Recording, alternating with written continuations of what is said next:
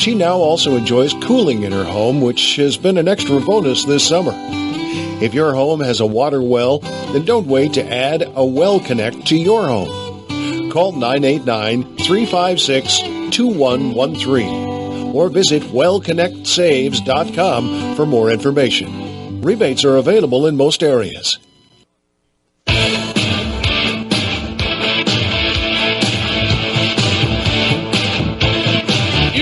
The only folks keeping the barbarians from the gate. I got into the labor movement not because I wanted to negotiate wages.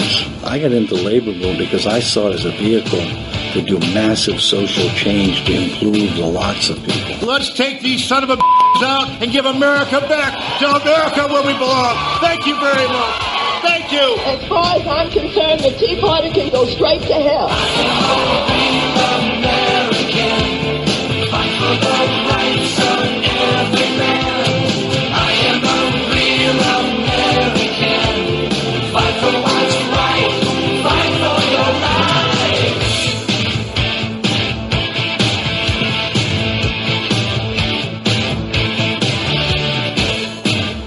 Welcome back to the show, everybody. Third and final hour here of Your Defending Fathers on the Patriot Voice Radio Network. I'm Trucker Randy.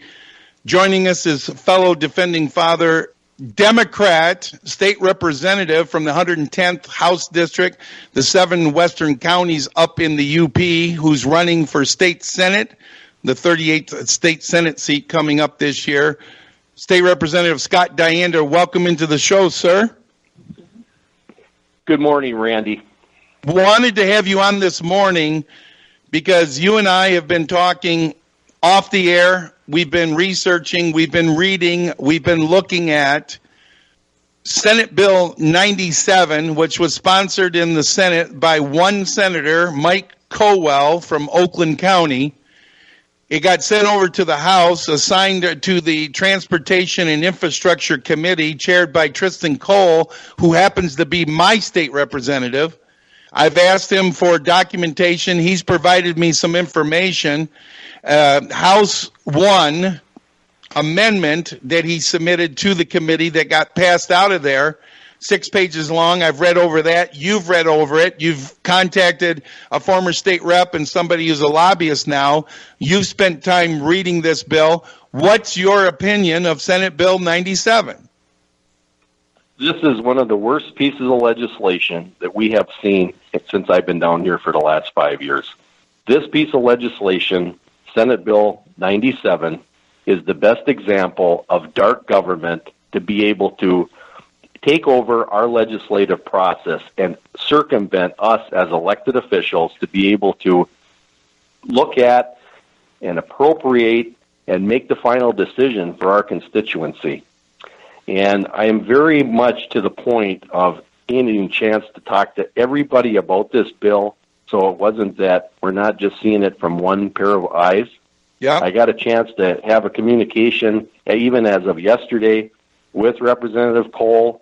It was in the presence of Senator Pat Colback, and, you know, we definitely are on the same page, Pat and I, of this is one of the worst pieces of legislation that could have been put out. The problem with this is, and I'm going to go through it, if we look at Senate Bill 97, you know, page 1, line 4 through 7, states, MDOT can currently perform all the duties, including everything to do a project except for finance. That's the key. Currently, the agency has the right to plan, to be able to bring it through the process, to be able to have it go through appropriations, and we would be able to make the final say on that. What this would do would be able to create the element of financing for the bill. This whole bill is about the executive branch being able to assess taxes without legislative with any approval from the legislature. This is one of the things that is so dangerous because we, as citizens of Michigan, cannot elect people to be in Lansing where they don't have oversight of our taxpayers' money.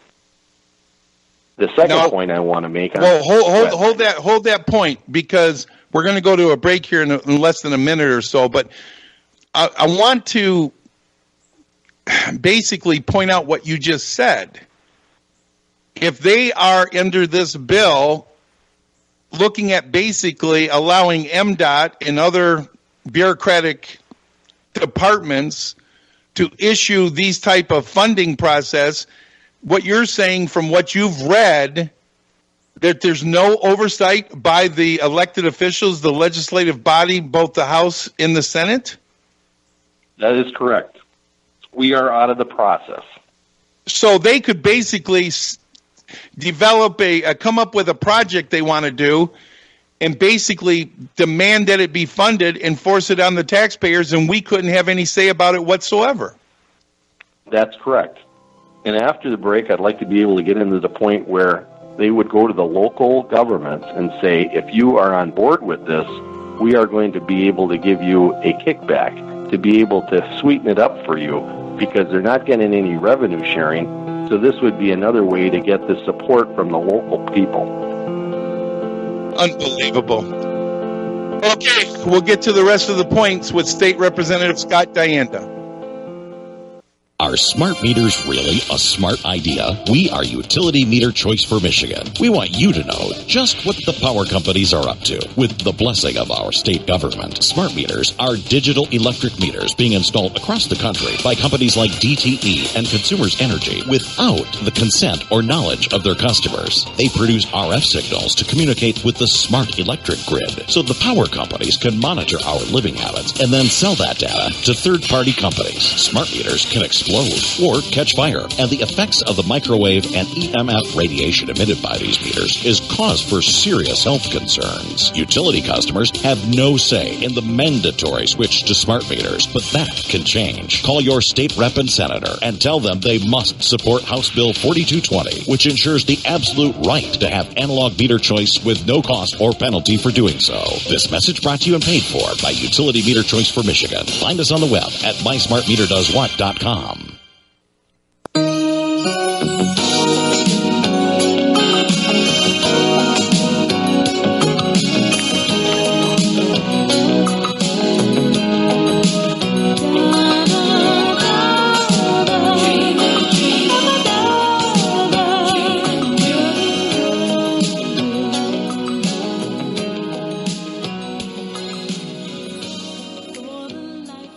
Welcome back to the show, everybody. You're listening to Your Defending Fathers here on the Patriot Voice Radio Network. We have State Representative Scott Dianda on. We're talking about Senate Bill 97.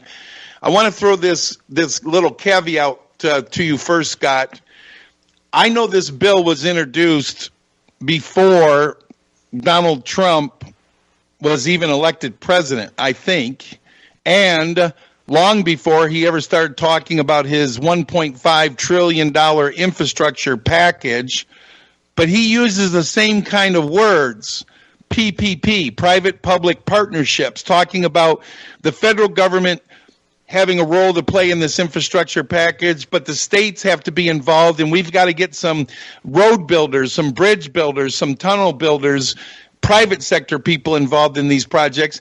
Is this bill now been updated with the amendments that you're reading to maybe go along with what President Trump's trying to do at the federal level? Is that a possibility? I think that, in that aspect, I think we're looking at two different things. I think that with the federal level, they're looking at having involvement with the state with these partnerships, but through legislative control, through appropriations on the federal level, through Congress. I don't think that the congressional folks would ever want anything to be able to be done where they're not going to vote on a budget for us or a project through the appropriations process. So I think that you're right. This did come out before President Trump was in there, and I think that, the biggest part of this was created, and the second point that I'm going to talk about is it was created to allow for hospitals, healthcare facilities, and laboratory facilities. So this is another case on this bill with the language that's in here would be able to have a hospital created in maybe an underserved area. So this is the second piece of that. This is just not an MDOT piece. This is also for maybe creating a new healthcare center. Well, in the bill. Well, what that's for, that's the people that gave money to Colwell to introduce the bill, because they're looking for a new hospital to be built in Oakland County there in his district. That, I believe, was the original basis for this bill being sponsored. Well, we start connecting the dots, and it seems like it all makes pretty sense to a lot of us that are just, everyday folks. Yep. And we cannot continue to be using our state tax money to be able to put it where there's no oversight. And I guess that's the part that upsets me the most, that we've got folks who are elected that want to tell everybody that this is good and that we should be able to just go along with this, because this came out of committee. This came out of the Transportation Committee, and it should have never came out of the Transportation Committee until this was fully vetted. Well, but now one of the arguments that Tristan Cole used with me when I was talking with him is he said that under the current law that goes back, House Bill, and I want you to write this down and give it to your staff to look this up, House Bill 4925 that was passed in 2013-2014 under Governor Snyder authorized certain public-private agreements specific to MDOT, and Tristan says that you guys don't have any oversight under the existing law to be able to oversee these projects now, that his bill with these amendments actually fixes that. Is that not true? I believe that is not true, and I believe that bill is unconstitutional too. I think that because of this bill coming out is going to put the light on that other bill, and I think that people are going to say that was passed, signed into law, and I don't think that was done for one specific project, and that was to be able to look at one corridor on the transportation system in southeast Michigan that still has to be financed, and they're going to have to go through the appropriations process for that also. So I deem that, I'm not a constitutional attorney, I'm just a folk from up in the great white north, but this is how I am interpreting this. And you know what, Randy, I know you laugh, but that's how we feel about a lot of these things, is that, a lot of folks want to tell us that this is right, but when we start digging into it, it doesn't pass the smell test for us common folks. And I guess that's what we need. One of the paragraphs in this H1 amendment that was submitted as a substitute to Colwell's bill that Tristan Cole sent to me, my state rep, says that the bill authorizes pledge of any monies generated through a public-private agreement, including user fees, repayment of bonds, notes, or other obligations. Bonds issued under provisions of this bill would be revenue bonds and not general obligation bonds or any debts to the state. So he's basically trying to say that this is going to be bonds that are actually created for a specific project, and that the state of Michigan wouldn't be obligated for any of these debts. Is that not a good thing, or do you think that maybe is just more kabuki type of explanations of the bill? Well, again, if we're going to let an outside interest do bonding for us for projects that we don't get to approve through the legislative process, I want no part of it.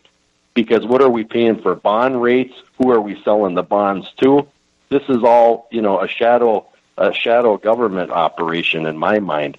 That's why when I point out on page 2, line 14 through 21, it states very clearly, it allows for all units of government to be involved and share in the tax revenue. So if you're in DeWitt, Michigan, and you are totally capped out on what they raised for millage, and if you're on the top of that, and the people said no more because we've hit the cap, which is under state law, this bill would be able to have the city of DeWitt to be able to go into a partnership with MDOT to say, we're going to build an extension on, say, 127. They would be able to go out, do the bonding, be able to borrow this money to do this project, and we would not have any oversight through the state, or the residents would just be able to be handed another millage that they didn't vote on. And that's one of the biggest pieces to this that I see. Again, when you don't have the legislative oversight, and we've got bureaucrats that want to collect and put taxes and fees on us to do projects. That's not what our folks sent me down here to do. They sent me down here to be able to have oversight. Now, here's the thing that I'm very much against, and I talked about it on my radio show. I told Tristan, I want this in there. I'm looking at this page 4 of 6.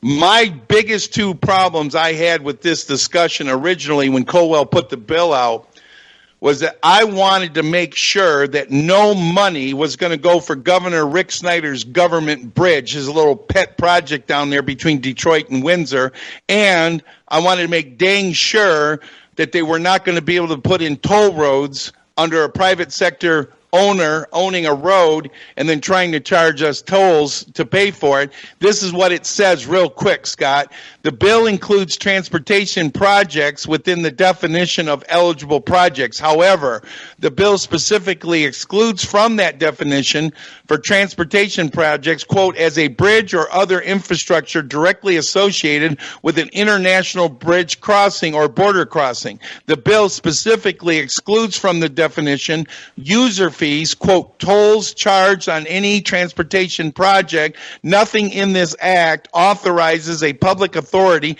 to charge or collect tolls on a transportation project. As a result, the bill does not authorize the establishment of toll roads through any public-private agreements. Now, that's in there. Is that satisfactory language to you, in your opinion? In my opinion, it is not, because of page 4, lines 16 through 21. There's a very vague definition of user fee. Under this definition, it could be a gas tax, a license plate tax, a surcharge on a new or used car, or a tax on car parts, like windshield wiper blades, like spark plugs. You know, this opens up the back door for them to be able to say, okay, maybe necessarily we're not going to fund the welfare bridge, but we're going to buy the property. So, I mean, you know, there's a lot of folks out there that are in business that be able to take a look at something where maybe they're not authorized to build the building, but maybe they're going to overpay for the land, or they're going to overpay for access, or they're going to overpay when they do the eminent domain through the part of this bill. Right. So that's the part that throws the red flag out.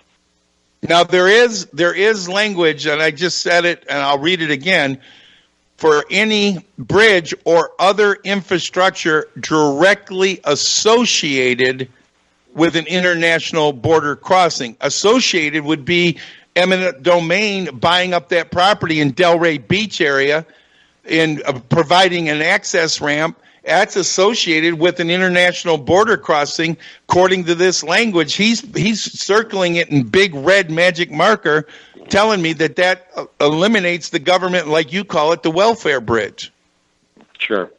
Well, we got a difference of opinion on it, because when I look at this, I see too many loopholes.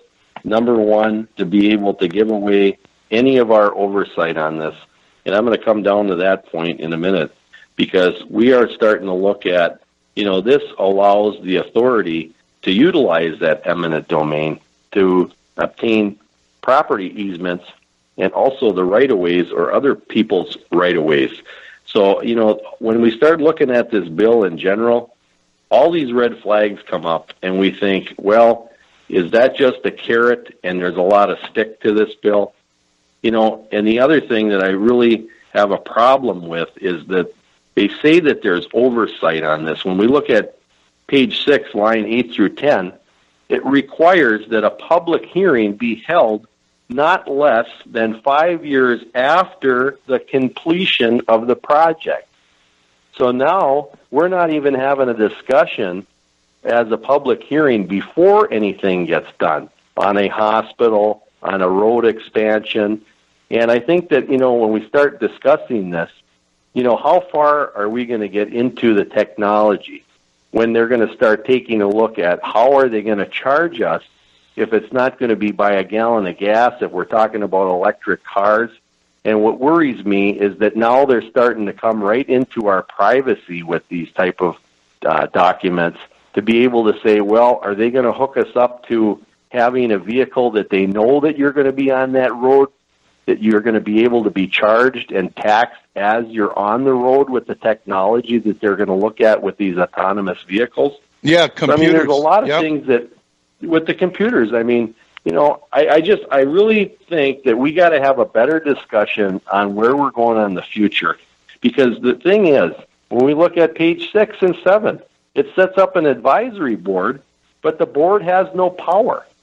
Line 6 and through 21 strips away all of the responsibilities, because the report and the language says it may contain for public input or knowledge. So that's the problem that I have. Why create a board that's not going to be elected by the people? They're paying our wages down here for 148 of us now. That's our job, to have oversight, to pass good laws, and to be able to pass a budget that's balanced. Well, first of all, for them to hold a hearing 5 years after the completion is a joke. That whole paragraph needs to be struck out. They should be having hearings before, during, and after any of these projects. That's number one. And number two, they may. How about shall? They may. No, that's what it should be. Shall. And it should be. We should be looking at this before completion, before anything happens. They should have it set up where there's public input from day one. Right. The other part on page 12 is real quick. We got 40 seconds. 40 seconds. Okay. Big concern here also is page 12. Public authority can impose, collect, increase, and enforce user fees. So if you think that you're not going to pay them, you will. There's language in here that authorizes another person to collect fees. So it's not just the board. Oh, man. I'm going to talk to Tristan Cole. I'll have him on the show. Maybe we'll have a debate with you guys for a full hour. Appreciate your time, sir. Thanks a lot, Scott. Thank you. We'll be right back.